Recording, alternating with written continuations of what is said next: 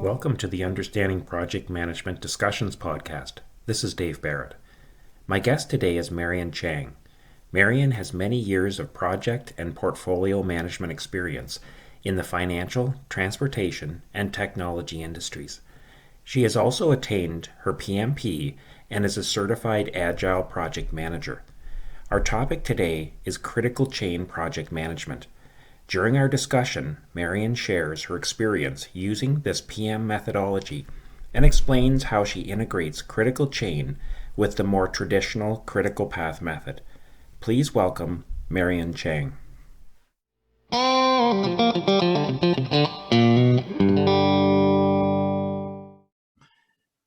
Hi, Marion. Thanks for coming on.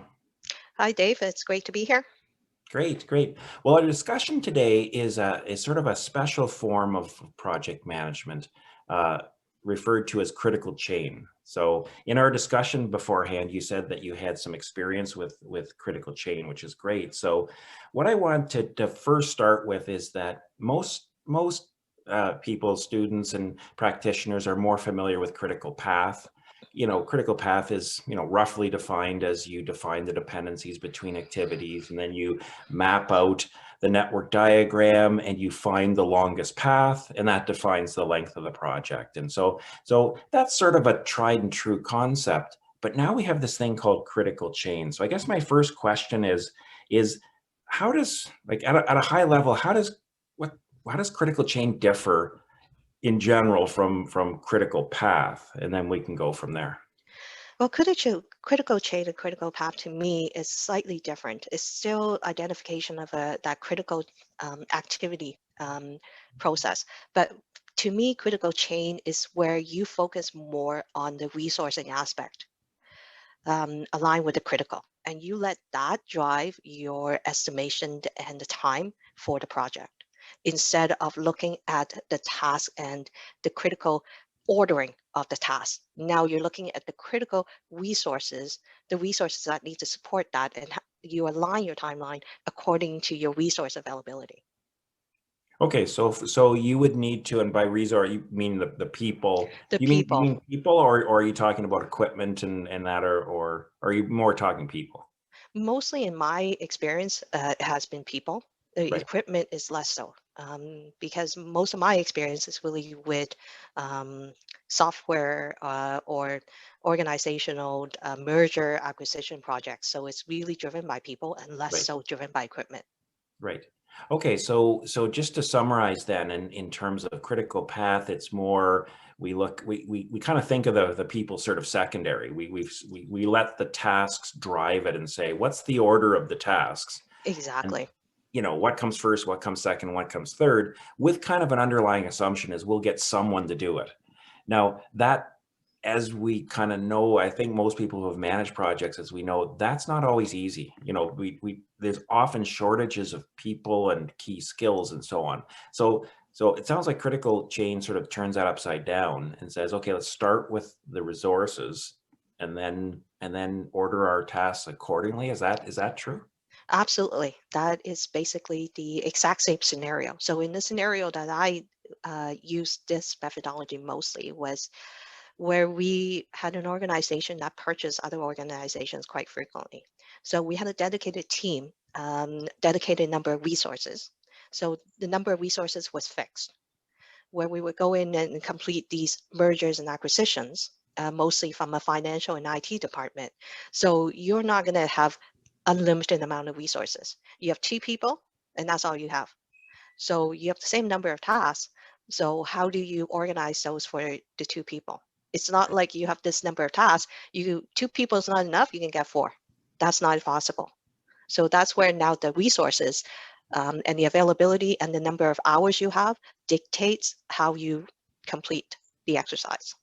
Right. So how do you go about planning your schedule then? So like I kind of get that in principle of, okay, we've got a certain number of resources, now let's drive it from there. But practically speaking, you want to you want to tell those people, or you don't tell other people, or you want to work with them, develop an order of what they're going to do. How does that happen?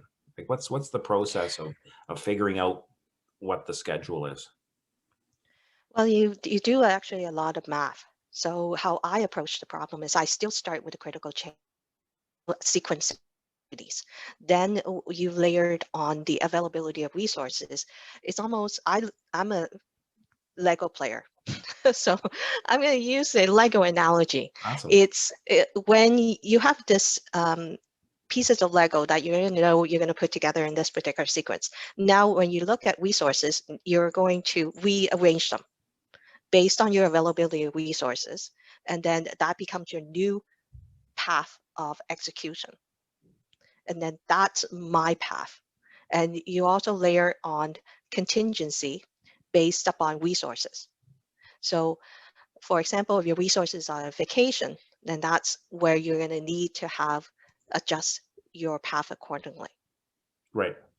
Right. Now, are these paths, sorry, just to go through that again, are these paths based upon each resource is a path? Is that what you mean? I look at it, yes, or resources. The way I usually accomplish it is by grouping of resources. So sometimes we have one resources to complete a organization, like a group of tasks. Let's say one finance representative working on the finance. Sometimes we have two that's working on IT. So I look at it from a grouping of finance, IT, not individual resources, but grouping of resources, because sometimes those two resources in IT are backing each other up and supporting each other. So I look at it, the two of those as a single entity. Right. Right. Now, what's the critical, like when we talk about the critical chain, what is so is the chain the longest sequence then of resources from start to finish of the project? Is that where the chain comes in terms of the Yes, metaphor? when I Oh, look at it, yeah. right. Okay. And so so what do you see as the advantages of this approach over sort of traditional critical path scheduling? Like what's sort of the difference, practically speaking, there, or when would when would you use critical chain over critical path? I think critical chain is a little bit more realistic because a lot of the projects in the real world is really driven by resourcing. Like you said, you really don't have a limited amount of resource in your organization. Actually, from my 20 years of experience, I've actually never been in a project where I have unlimited amount of resourcing, very rarely. So most of the time, even if we start with and when we build project plans, when I build project plans, I do create the chain of events as I see it, but immediately I adjust it and tweak it and change it based upon resource availability. Right. So it always becomes a version of critical chain to Right. account for that resources in practice when we run projects outside in the real world. So I rarely start with a critical path and that becomes my de facto um, plan. There's Right. always that resourcing element. So critical chain is more realistic and it is what I use quite often. Right.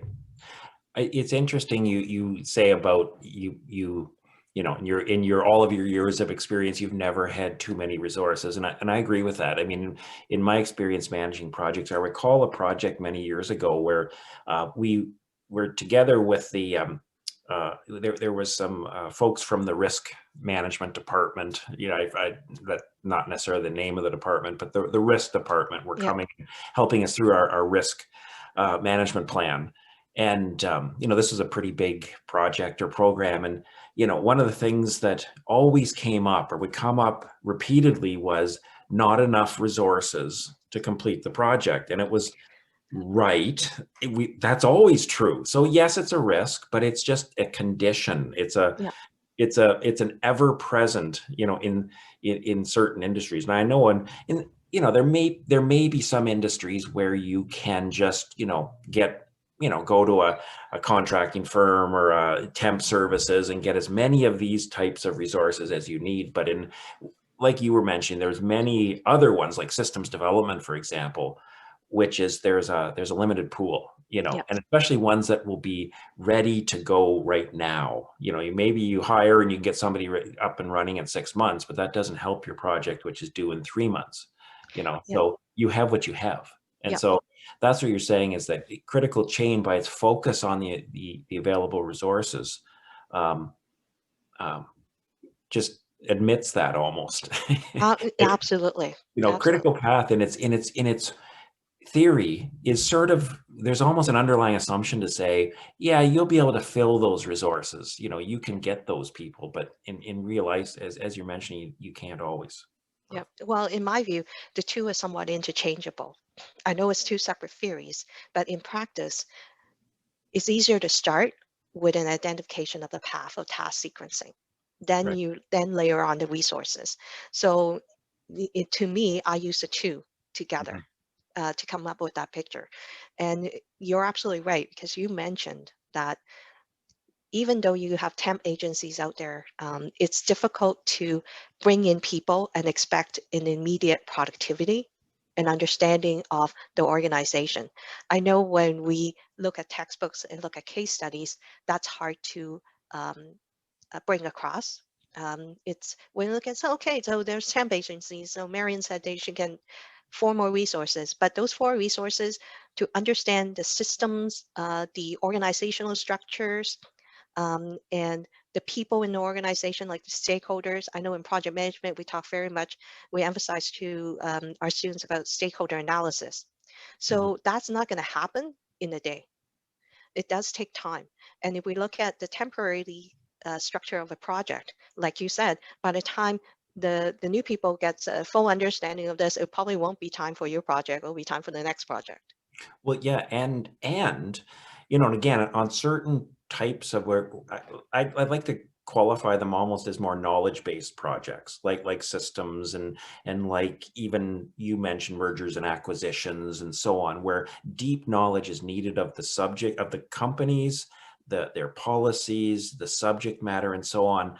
Of It takes a long time to get them integrated and get them productive. And in addition, bringing in new folks will lower the productivity of the people that are on the team trying to do the work, because they're coaching and mentoring the new people. So Absolutely. so it all leads to that idea of just sort of going and getting resources. Like, sure, that might be possible if you were, and no offense to any like, all projects are useful and so on. But if you're, like, say, building fences, in a backyard, you can get somebody up and running pretty quickly on that. Now, it's a key skill, and again, no disrespect intended, but that is something where you could pretty quickly get somebody in, Yeah. because a fence is a fence, and there's different types and skills, obviously, to do it. But something like knowledge-based things like that, it's where critical chain would be used, is very different, and that's where the advantages come in, I think. Absolutely. And on projects, maybe 20 to 30% of the resources that you can supplement quickly with options like temp agencies and etc. But I find generally around 70 to 80, it's like you said, knowledge base or specific knowledge of the organizations required. So you wouldn't be able to get those people quickly enough. Right.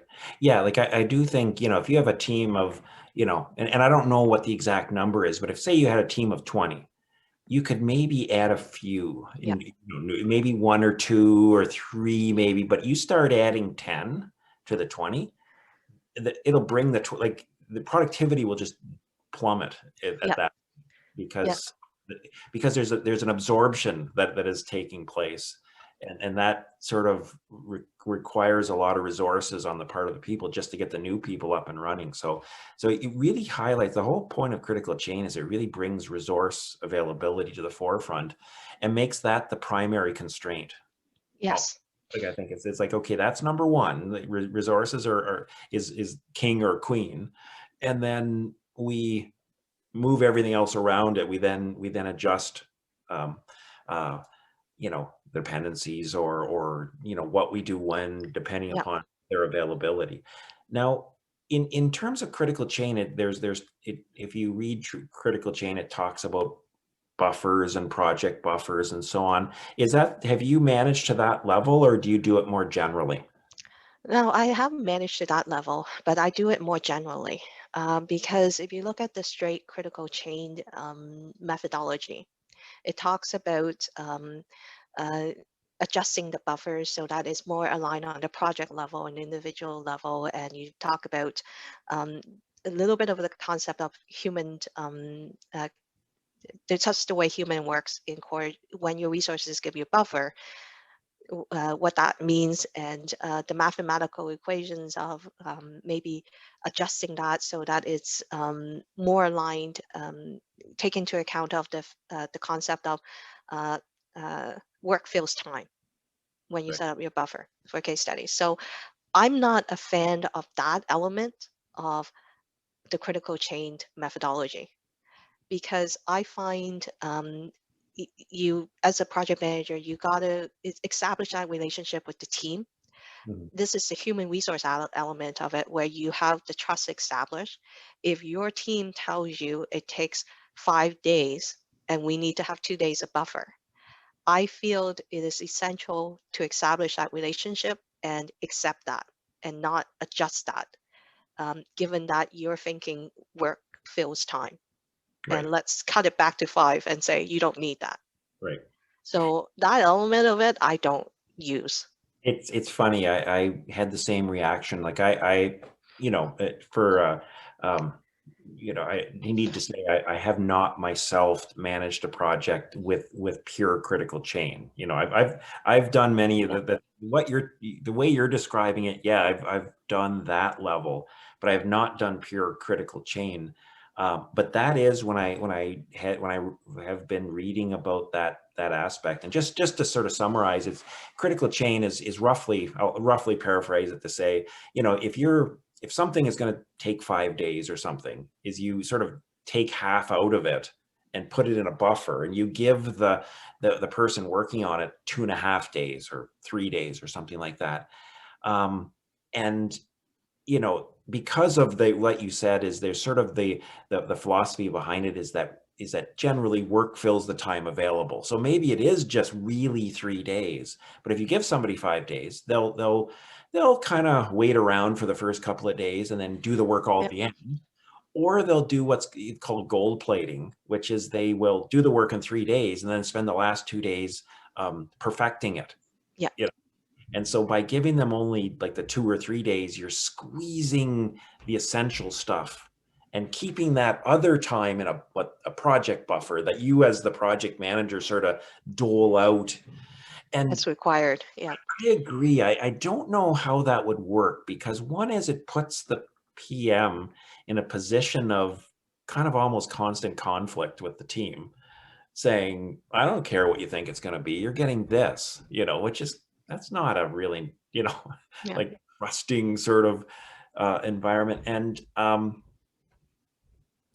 you know, so, well, the other thing was, I'm always amazed at people figuring out how to beat systems. Right. And so I would anticipate, well, if I was a team member and I was part of this system, and if every time my bot or the PM said to me, hey, what do you think the estimate is? And every time I gave them an answer, they'd cut it in half. I would yeah, start giving them double the estimate, yeah, yeah. so that they would then, when they cut it in half, I'd still have the right amount. You know, Exactly. people are expert in beating systems. And so it seemed to me not to be too critical of the person, you know, the inventor of critical chain, but it seemed like human nature wasn't quite being thought through on that one. Yeah, Um, so anyways, I think the taking the best of both worlds out of critical path and critical chain seems to me to make a lot of sense. yeah, Um, and I think it's almost it's very real worldish, and really that's the theme of these discussions is to try to get at the aspects of real world project management. Is that's probably the way I bet you most critical chain, critical path projects work, is PMs will say, okay, I'm going to take the goodness out of this and the goodness out of this and merge it together. And I think that's real world. It almost seems to me to be true. A lot of this also comes to the forefront in the agile versus waterfall worlds, where when we read about it, it's presented in a purist way of we either do this 100% or this 100%.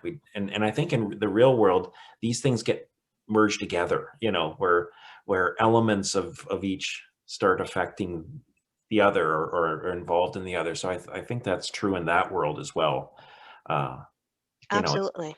I and think the agile aspect, if you look at agile, it actually does incorporate the critical chain element, but it's self-managed. It's not managed by a project manager. right, So, we'll talk more about that in the agile course, but if you think agile, it also has the critical chain element in it, but it's self-managed by the individual right. who is the resource for that chain of activities. Right, right. So these things sort of cross over these, that again, when you talk about them in textbooks and, you know, articles, they're presented as very pure subjects Absolutely, and with very nothing. differentiating theories, but it's Right, actually in practice, it's like you said, best you pick out the best of the element, or the element that's in practice applicable to you, and you're um, putting those best practices together for that execution. right. It's almost like that's the sort of higher level of project, of, you know, project and program management thinking, is to be aware of the different methodologies like this, to be aware of agile, to be aware of critical chain, critical path, and to understand how much to use in a certain situation. What types of like when would you want to become more critical? Like what type of project do you see being more critical chain focused? Like what when would you go to that approach? When there's really a strong limitation of resources, like you said, where skill sets are really um, determined by the knowledge-based element. One of the projects I mentioned a little bit earlier, and when we talked about mergers and acquisitions, that was a project that really, to me, was about 80–90% critical chain, because it was deeply knowledge-based. You're merging two organizations, so you have resources that are very familiar with the process. You cannot get those readily.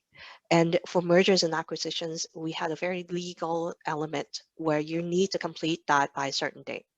If Mhm. you bought an organization, you must have the financials department, you must have those financials uh, processes merge by a certain date to meet the government or the legislation, the legality of the mergers and acquisitions. So that type of project was very highly critical chain, where you really did not have the availability to push out tasks, and we didn't have a lot of availability to have control of buffers as well, Mhm. because it's very hard and fast date. Right, So those are some of the projects in my experience that uh, more critical chain right, than others. right. Oh, good. Okay, well, Marion, this has been a great discussion about critical chain. I appreciate your experience and really your real world sort of view and implementation of it. So I thank you very much for your discussion today. It's been great talking to you. Well, it's great to see you again, Dave, and great to be here and share my knowledge. Great. Well, thanks a lot. We'll talk to you soon.